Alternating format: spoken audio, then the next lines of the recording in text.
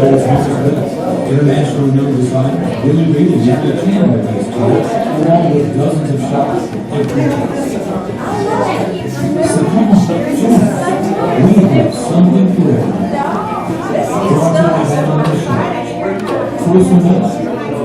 everyone. Good morning, everybody. For those of you who didn't meet me earlier, my name is Georgia Turner, and I'm the communications manager for the Florence Lauderdale Tourism Office. For those of you who haven't been to our office before, we really are so glad that you're here in our visitor center. It's been a great addition to the Florence tourism scene since June of last year is when we opened our tourism center. So without further ado, I guess I'm going to let you have it.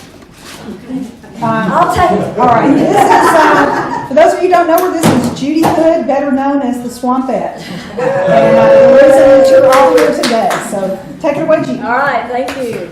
Because I don't amount to much at all. My husband is a legendary bassist for the Swamp. We started these tours a couple of years ago after the movie came out because so many people had an interest in coming here and learning more about the story, and it just happens to be my favorite story to tell. And I want you to know that this is not your average tour. This tour is very interactive.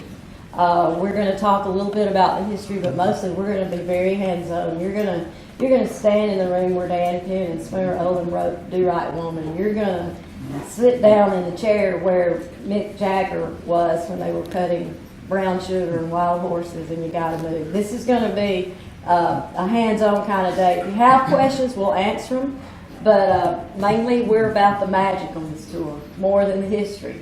So, because I think you can see that in the documentary or read that in the book, but you can't touch the wall, you know, where some of the studios that are like the most holy place of music, really. So how many of you have seen the documentary? You'll have a leg up when you do see the documentary because you'll be able to say, hey, I've been there. So, and there are copies of the documentary for sale at the Alabama Music Hall of Fame. So any of you that haven't seen it and want to get a copy, we can get one out there. We're going to go first to Fame Recording Studio. They are a working recording studio. And so normally we go into Studio A, which is where most of the hits were cut. But today they've got a session in there that we probably won't be able to interrupt. But if they take a break, we'll sneak in there. But that session is being produced by Ben Tanner, who is the keyboard player for the Alabama Shakes. So he has said that he'll come out and say hello to us. So we'll have an Alabama Shakes sighting over there at Fame. And I have a guaranteed Swamper sighting at 3614 Jackson Highway today because my husband David Hood is going to be there. And he is jet lagged, just got in from Germany. He's on tour with the Waterboys, a British rock band. So he may go to sleep on us, but he did say that he'd be there today. So that'll be a fun experience for y'all to get to talk to the Swamper in the studio where they create all that great music. So we're going to watch the movie trailer to kind of get us in the mood, and then we're going to go to Rock and Roll Heaven. And we are fortunate to hear Sam Phillips' son and granddaughter. But I wanted you to tell everybody too about what you're working on with the Country Music Hall of Fame. Oh yeah, right now, this summer, towards the end of the summer, I don't have an exact date that I can share yet, but the Country Music Hall of Fame in Nashville is going to do an exhibit on Sam.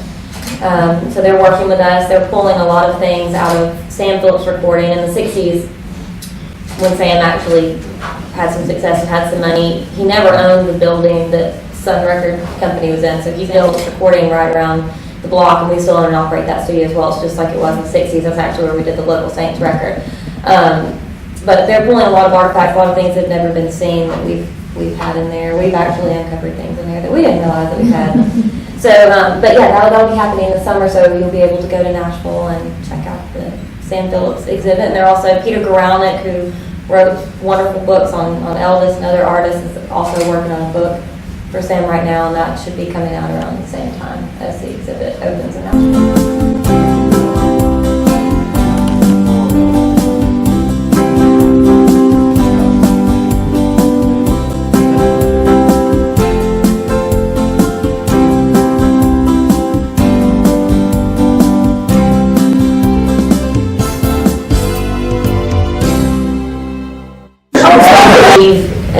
And the art, and with somebody that's a true artist and that can tell a story and create something that's real, It doesn't have to be perfect. It doesn't have to be the best singer you've ever heard.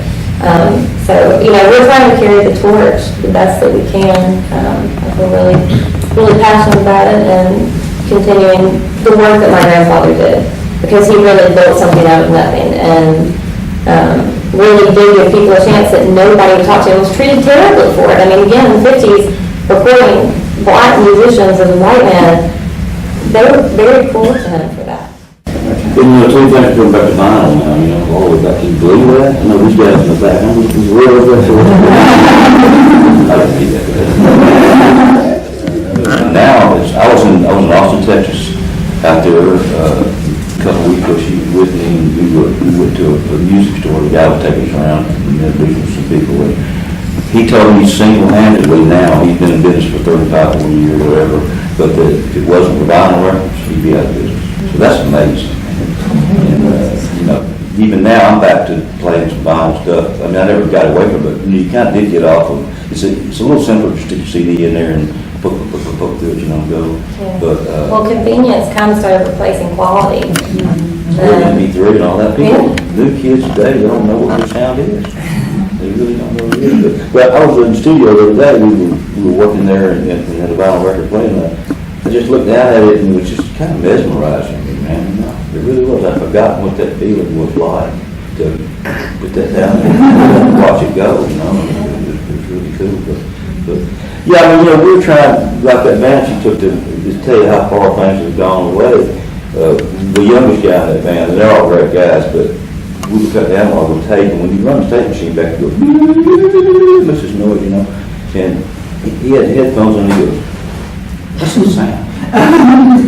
He had never heard the tape rewind. So, I mean, it's come a long way, but now it's come back in school. But I think, you know, a lot of that has to do with people like Jack White and with these cooler, hipper people getting, you know, starting to put money in vinyl, and that people have to start these things for other people to get them on board, you know. But we're trying to hold to the truth about music, and my dad was a technical guy all the way. If he'd had Pro Tools, then he would have loved to have used them, but he wouldn't have used them to cheat. He would have used them to enhance, you know, maybe take a little noise out or something, but he wouldn't have been cutting and pasting choruses, you know, do it one time, those we're going to do this, and it's all about the music. And sometimes I think that is what's kind of missing these days. It's really not about the music anymore. It's about marketing of music.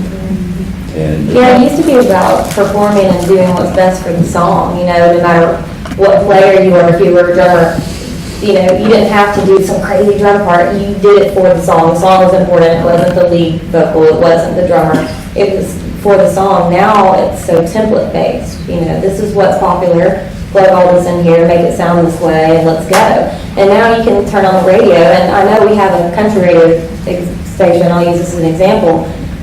And I hate it. We own a country radio station, the stuff that we play, and we still play a lot of independent stuff on it, but we have to play what's popular. And I'll hear 3 or 4 songs in a row, and I can't tell who the artist is. Just had a lecture that you're going to enjoy. Howie, and Jerry.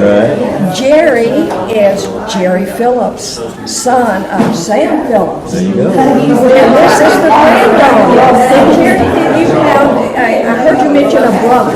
Were there any other children? No, just one, my brother Knox, and he's still very active in the business. And he's really is the one. Well, Allie, it's up to you, honey. Well, I'm trying my best, so we'll see. We'll see how things Well, it go. sounds like it's in I've got one other daughter too. She's a really good singer, but she's more interested in they raise cattle.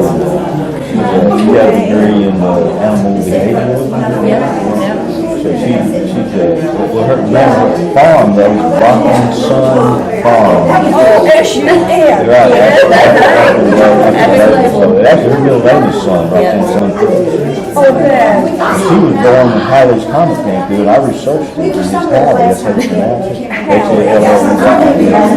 it. Thank you so much. It was certainly a treat for us. Thank you so much. All right, is everybody in? 14 Jackson Highway, and as promised, we do have a swamper site. So this is my husband David Hood. And rather than me run my mouth, we have somebody who actually knows the facts. So if y'all have some, why don't y'all just ask David some questions? And Put a dime in the slot. yeah, one of you give me a Hall of Fame, and also just some Jasper. Oh, okay. Alabama Cable Network. All right. Walker Web TV. All right, does anybody have any questions? But we changed a little bit. I mean, it looks like, this looks a lot like the way it did, but we spiffed it up a little bit. It's kind of hard to tell.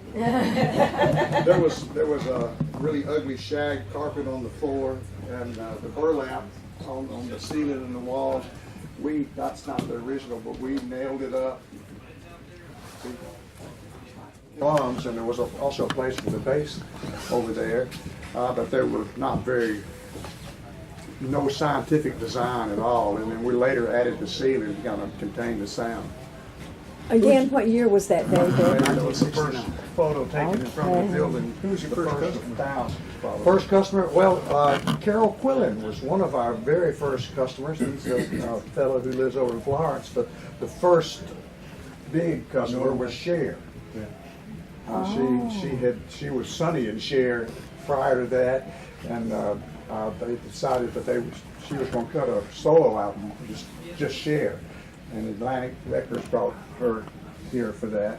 And there's probably a picture of it's that right. It's album up in the cover. front. Yeah, in there, and that was made. That was the first photo taken in front of the building. The first of thousands, probably, after that. Was that after the Sonny and Cher, I Got You, Baby? Yes, All that success? yes. They had gone up to all that and then kind of started tapering off. So she thought, well, we'll try being. Sonny was here with her, but it was her solo album. How did it do, David? It didn't do too good. It was not a hit. It's become kind of a collector's item now, but it was not a big seller at all. Jerry Wexler was the producer along with Tom Dowd and Arif Mardin, and they're very famous record producers from that time and still are. But Jerry, while he was here, got pneumonia and had to go into the hospital, and so we did most of it ourselves just with Tom and Arif. And but I don't think that's the reason it wasn't a hit. It wasn't really all that good, I guess. What was your first hit out of here? Well, the first small hit was Lulu, and that was Oh Me, Oh My, and the first big hit was Take a Letter Maria, R.B. Greaves. That's your first big money maker? Yeah, well, we didn't make the money. The record company and R.B. Greaves made the money. We get paid the same whether it's a hit or not. Unfortunately. We don't have a picture of Lulu on the wall, but that's the picture of R.B. Greaves right there at the top. With the group of people there. On the fellow on the left with the glasses, that was his manager, Jonathan Rowlands, and that's R.B. holding the record. And the guy next to him is Ahmet Erdogan, who was the record producer and president of Atlantic Records. Incredible. I'm credited with some pictures, and I did take a few, but I didn't take that says photo by David Hood. That might have been mine. I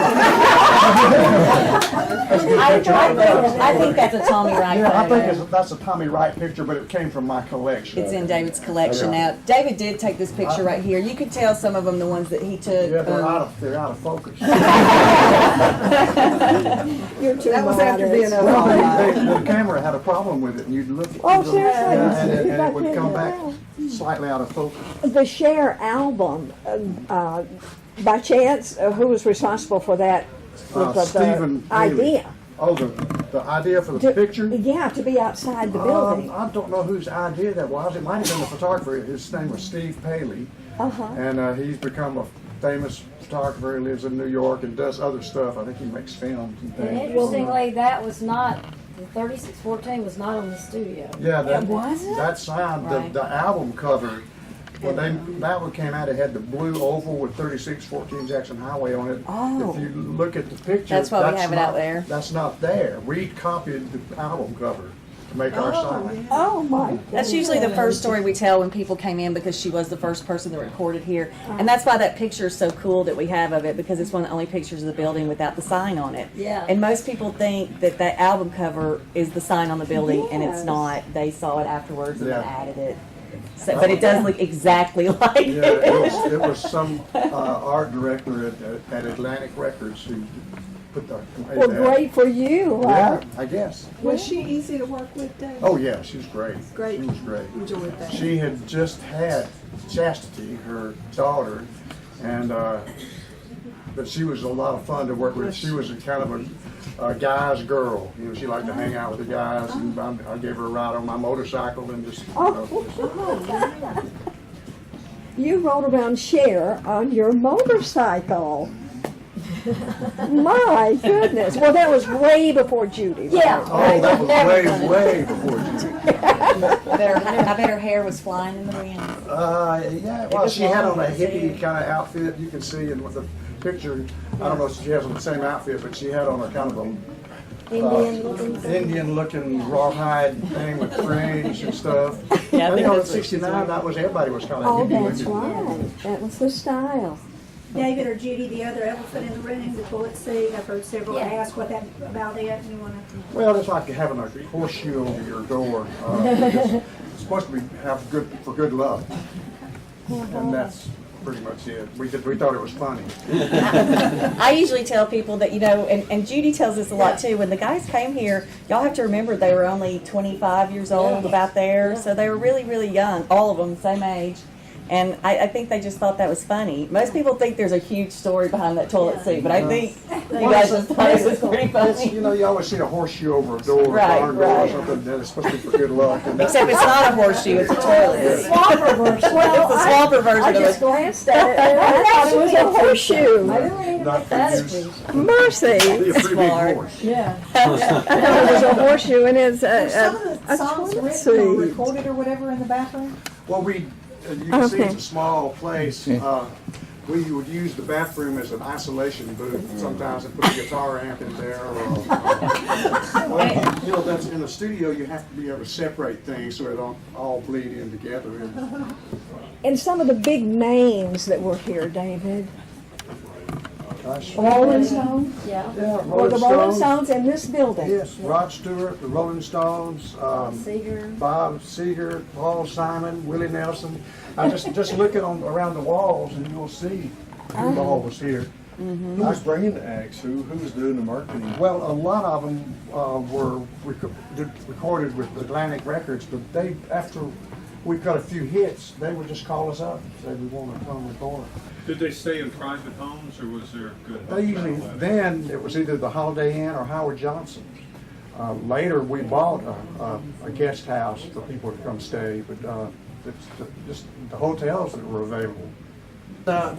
This being a kind of an out-of-the-way place, they would like. That was one of the things they liked about it, is they could come and record and go to the grocery store or go to wherever they wanted to go without being bothered too much. I think the only artist that we recorded with that had a following, I mean, people hung out in the parking lot, was Bob Dylan. And people knew he was coming before he even got here. And I don't know how they knew that, but that was before the internet, but somehow they knew and they were here. That was the control room, and you see it's a small building. You want to have a breath of air, we just would go out on the back porch, and that way we could hear what we were playing in the control room out there, and it just was a great place, and it was a good way to listen to things without it being really loud. You could kind of hear it like other people would hear it. Now, David, what was the name of your group prior to, and who is credited with naming you guys the Swampers? Well, we're Muscle Shoals Rhythm Section. We were never really known as the Swampers, but we were on an album that Leon Russell recorded. This record producer, Denny Cordell, fellow from Ireland, had some other musicians working on it besides us, and they were from Tulsa, and to just differentiate.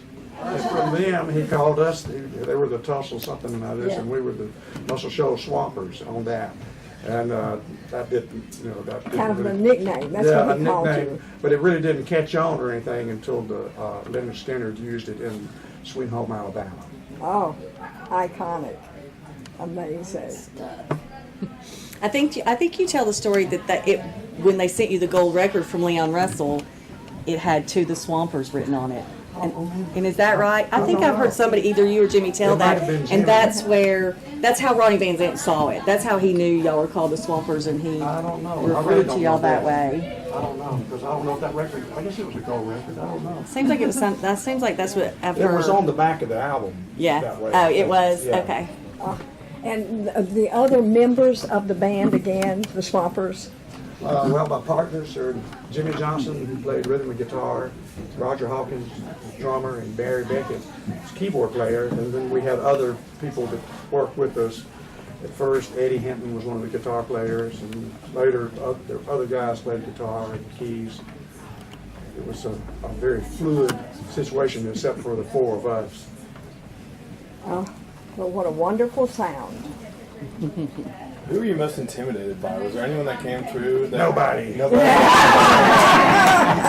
a great answer. No, we were really, I'm not bragging, I don't ever brag, but we were really good. It's just simple as that.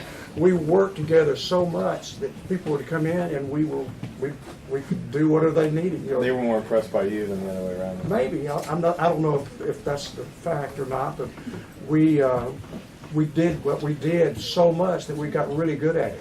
And time is money in this business. You're paying studio time by the hour. You're hiring musicians by 3-hour sessions. You got engineers that work by the hour. And so the quicker you can get something good done, the better it is. And we got very efficient at doing it. Features your play? Well, Staple Singers is the one that everybody brings up because it's got a very prominent bass line, and they say my name on the record. I'll take you there. But I like them. So we work real hard on this stuff, and by the time we get where it's good enough to record, we have put a lot of effort into it.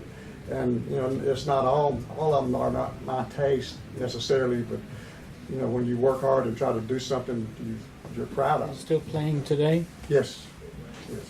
in gigs with? Well, I still work in recording studios when somebody calls. That's a trick question because he's Googled you on the internet. He knows you're working with Waterboy. Oh yeah, and I've recorded with a group from the UK, Scotland, and Ireland, and England last March called the Waterboys, and I recorded with them. And then when they decided that they were going to go out on the road and tour, they asked if I would go with them. Wow. And it's wow for more reasons than you think, because I don't really like to do that. I don't like to go out. I don't like to be gone from home a lot, and it's hard work, and I can be a little lazy. Are you enjoying it though, David? Yeah, I am enjoying it very much. The reason I'm doing it is because it just got 20 years since the last time I did any kind of tour, actually more than 20 years. And I just thought, well, this might be a fun thing to do to kind of give me a little spark, inspiration. Was there ever any time after recordings to go out on the road with, say, like Rolling Stones or Leonard Skinner, or somebody, hang out with them on the road, or do some set-in playing with them live? Or? Not really.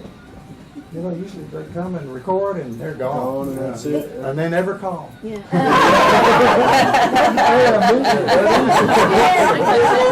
There's a few. I'm not making light of all this. There's a few that would come back and record again and stuff, and there's a few that I guess I hear from occasionally. But Well, of course, he did tour with Traffic, so that was. I went on the road. Right, I remember Yeah. seeing that in the documentary. And then that was 1972 and 73. And then 20 years later, in 93, I went out with some blues artists that I've been recording with, Little Milton and Denise LaSalle. And then 20 years after that, I'm going out with the Waterboys. So it's about every 20 years. We'll see who's around when I'm 90. Over there. Bring you up. Yeah, they may have to. Speaking of being a part of the group of musicians that you always played with here, one of the things that's interesting and people ask about a lot when they come in is that Boz Scaggs album is a good example that's in here when he was here in '69, I believe. Mm-hmm. And all you guys are featured on that album. Like there's pictures of everybody in it, like y'all are the band. Mm-hmm. And that seemed to happen quite a few times. Well, that's why they would come, is because of the band. And we were luckily, or whatever, however you say it, we were able to play a lot of different styles of music, and our goal was not to sound like us, but to sound like the band for each artist that would come. Like, That's a challenge in itself. it is, and it's hard to do. Mm-hmm. And it's kind of like being an actor a little bit, you know, you just kind of take on the role. Convenience. And everybody should take a look at that Boz Scaggs album. We have a couple of them here. It has great pictures in it.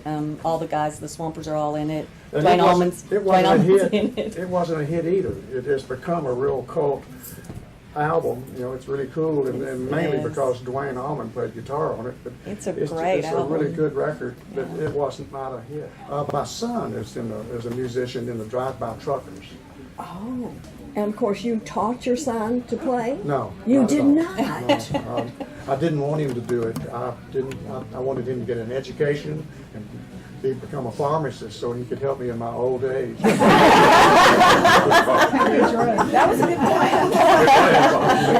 So someone else taught him to play? Well, we all kind of learn on our own, I think.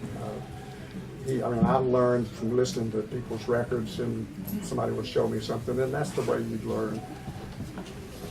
That's a good thing to talk about too when y'all talk about the community musicians that are in this area and how many people you guys have actually influenced and taught. Most of the younger guys, even from you guys were always so nice to let them hang out and learn. Hands-on teaching, really. I think they just followed by example, and we were very fortunate to have a lot of the people. It's long, hard hours doing what we do.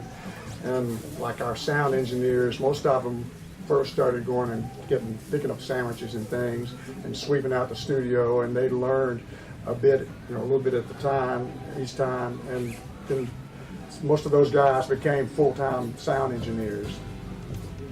Just their interest was there, and they pursued it. And you have to be willing to put in the hours and learn, because there are schools you can go to now for learning to be a sound engineer, but there weren't any then that I'm aware of.